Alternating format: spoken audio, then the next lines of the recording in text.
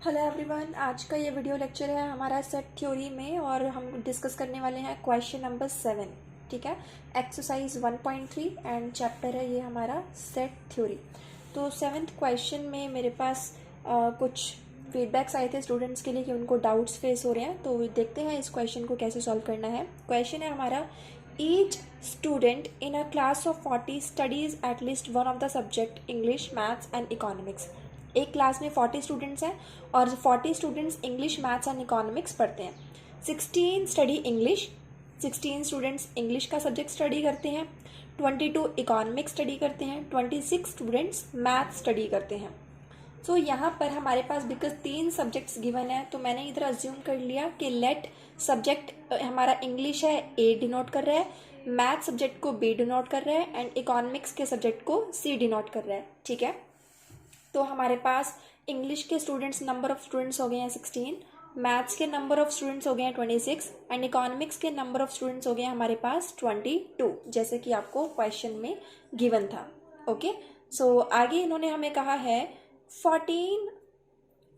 5 study English and economics. 5 students ऐसे हैं जो इंग्लिश एंड इकोनॉमिक्स दोनों सब्जेक्ट पढ़ते हैं और 14 स्टूडेंट्स ऐसे हैं जो मैथ्स एंड इकोनॉमिक्स दोनों सब्जेक्ट्स पढ़ते हैं। सो बिकॉज हमने इंग्लिश को ए अज्यूम किया था एंड इकोनॉमिक्स को सी अज्यूम किया था, तो इसलिए हमारा इंग्लिश एंड इकोनॉमिक्स दोनों पढ़ने वाले स्टूडेंट्स के नंबर्स हो गए हैं 5, ए इंटरसेक्शन सी। जब भी आपको क्वेश्चन में एंड गिवन होता है एंड, तो एंड हमारा इंटरसेक्शन को डिनोट करता है। तो इंग्लिश एंड इकोनॉमिक्स का मतलब हुआ ए इंटरसेक्शन सी। ठीक है, तो अकॉर्डिंगली हमारा आ गया है number of students who study English and economics both means A intersection C is equal to 5। आपको आगे कहा था कि मैथ्स एंड इकोनॉमिक्स ये दोनों सब्जेक्ट स्टडी करते हैं 14 स्टूडेंट्स। फिर से एंड आ गया है, मीन्स ये मैथ्स एंड इकोनॉमिक्स का इंटरसेक्शन गिवन है। सो बी इंटरसेक्शन सी हमारा हो गया है 14। आगे कहा है आपको 2 students study English, economics and maths. 2 students ऐसे हैं जो इंग्लिश, इको एंड मैथ्स ये तीनों स्टडी करते हैं, तो ये हो गया है 2 हमारा इन तीनों ही सब्जेक्ट का intersection, A intersection B intersection C. First statement में आपको पूछा है number of students who study English and maths. हमने फाइंड करने हैं नंबर ऑफ स्टूडेंट्स जो कि इंग्लिश एंड मैथ्स दोनों पढ़ते हैं। अब क्योंकि यहाँ पे आपको 3 कंटेंट्स गिवन है, ए बी सी 3 सेट्स हैं हमारे पास। ठीक है, तो इसके लिए इंग्लिश एंड मैथ्स का इंटरसेक्शन निकालने के लिए हम फॉर्मूला यूज करेंगे number of A union B union C is equal to number of A plus number of B plus number of C minus number of A intersection B, number of B intersection C minus number of A intersection C and plus number of A intersection B intersection C। ये हमारा इसका formula होता है। ठीक है, सो फॉर्मूले में हम गिवन वैल्यू सब्स्टिट्यूट कर देते हैं। टोटल यूनियन हमारा टोटल को बताता है। जहाँ पे भी आपको और गिवन आ जाए इट मीन्स वो यूनियन की बात कर रहे हैं। अगर आपको एंड गिवन आ जाए या बोथ गिवन आ जाए तो इट मीन्स वो इंटरसेक्शन की बात कर रहे हैं। बट अगर आपको ओनली गिवन होता है ओनली, तो इसका मतलब वो माइनस वाला केस है हमारा। ठीक है, एनीवे हम इस पर देखते हैं आगे इस स्टेटमेंट को हमने कैसे सॉल्व करना है। So A union B union C हमारा कितना है, टोटल स्टूडेंट्स मतलब 40।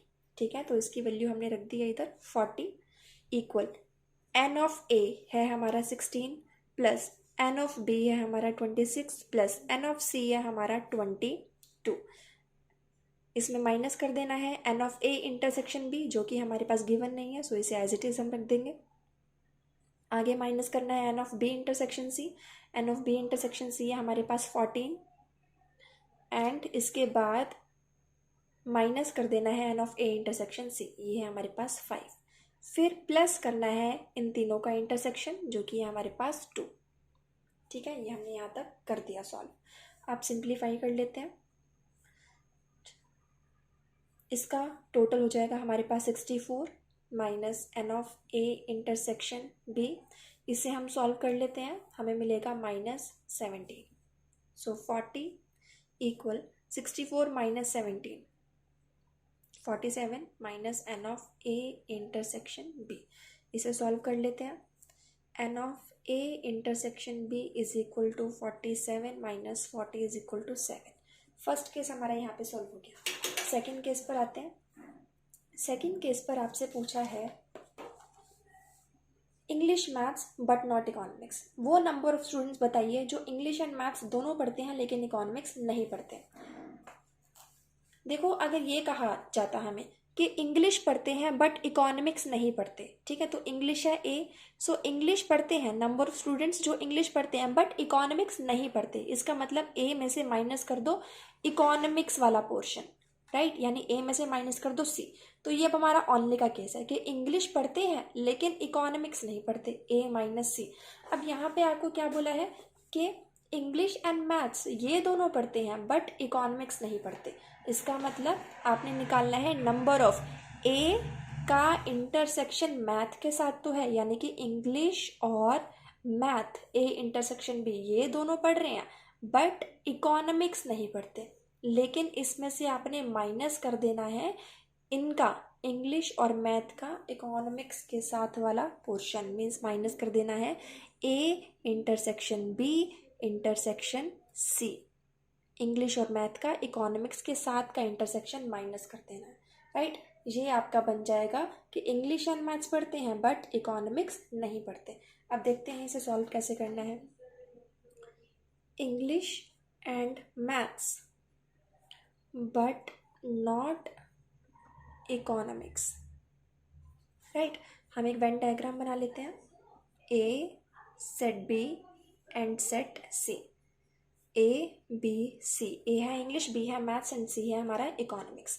सो अकॉर्डिंग टू दिस हमारे पास जो इन तीनों का कॉमन इंटरसेक्शन है वो है 2, ठीक है। और अभी हमने क्या निकाला, ए का बी के साथ इंटरसेक्शन, ये है ए का पोर्शन और ये है बी का पोर्शन।